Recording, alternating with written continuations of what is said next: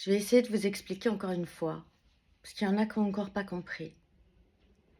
Le viol, les VSS et le VIOL en particulier est un crime de souillure. La victime se sent souillée. Son psychisme a été pulvérisé, désintégré. C'est une souffrance que vous ne pouvez pas imaginer si vous ne l'avez pas vécue.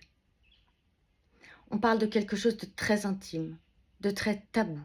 C'est sous la ceinture.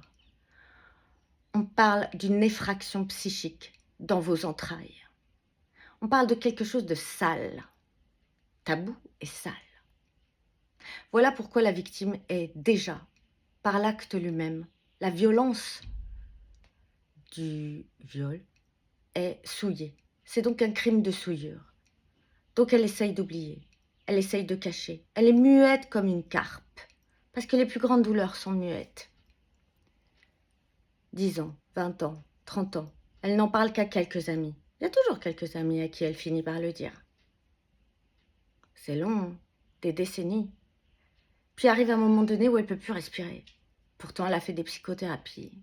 Elle a fait des tas de soins qui lui ont coûté beaucoup d'argent. Mais elle ne peut plus. Elle ne peut plus garder le silence. C'est comme si elle devenait complice du coupable. Parce qu'elle commence à comprendre, à la cinquantaine, avec une certaine maturité, parfois même plus tard, qu'elle y est pour rien, qu'elle n'est pas fautive. Alors si le présumé coupable, pardon, je vais changer un petit peu de terminologie, ce sera plus clair, n'est pas une star, on la croira peut-être plus facilement. Peut-être qu'on pourrait avoir une présomption de vérité pour les victimes. En ce qui me concerne, je n'ai porté plainte que quand j'avais des preuves. C'est-à-dire que je n'ai pas porté plainte quand je n'en avais pas. Réfléchissez un peu à ça. De l'argent, il n'y en a pas. J'étais agressée à Marseille, ça m'a coûté plus de 12 000 euros et encore j'avais arrêté les compteurs, c'était il y a 2 ans. La procédure, les soins, etc. Par quelqu'un qui est rentré sur mon lieu de vacances, qui s'est jeté sur moi dans mon lit, qui m'a étouffée. On m'a donné 6 666,72 €. Le montant me fait beaucoup rire. Rire, pas courir. Non, il n'y a pas d'argent en justice. La justice française n'est pas au rendez-vous aujourd'hui.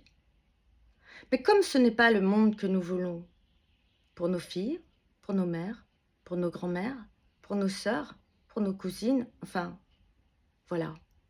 Et comme il n'y a aucune raison d'avoir de la détestation des victimes et des femmes, et qu'est-ce qu'on veut?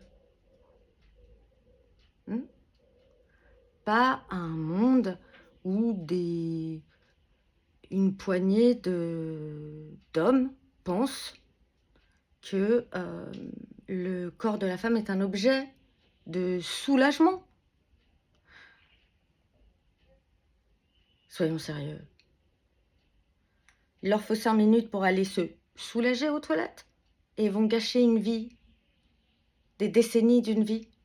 Vous pensez que les femmes, elles ont envie? Pourquoi elles portent pas plainte d'ailleurs, toutes les autres? Vous y avez pensé à ça? Le viol, c'est le seul crime où la victime se sent coupable. Et vous savez pourquoi?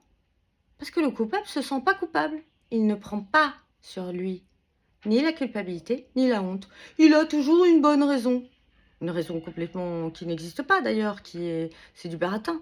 Elle ceci, elle cela, elle avait une chemise de nuit. Elle avait une jupe, elle avait... J'en sais rien moi, regardez. Donc non, non, non. C'est d'une gravité telle que les gens qui ne l'ont pas vécu ne comprennent pas. Parce qu'ils ont des relations sexuelles, on peut avoir parfois des relations un peu décevantes, un peu alcoolisées, sans être traumatisé. C'est vrai.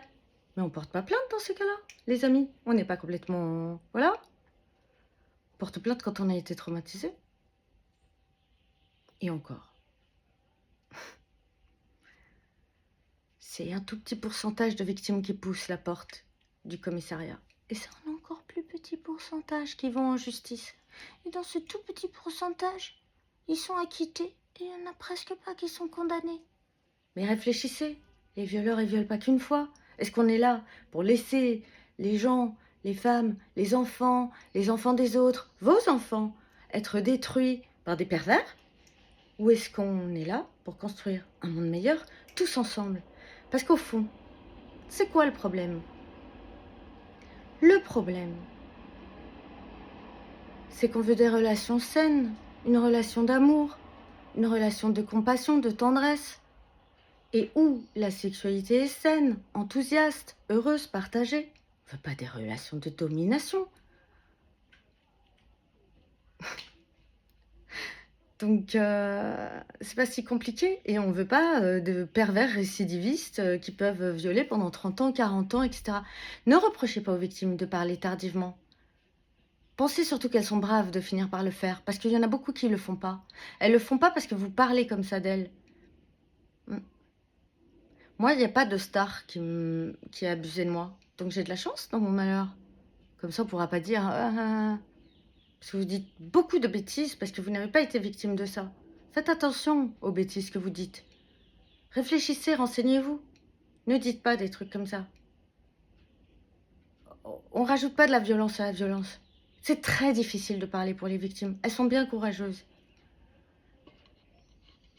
Désolée d'avoir encore à vous expliquer ça.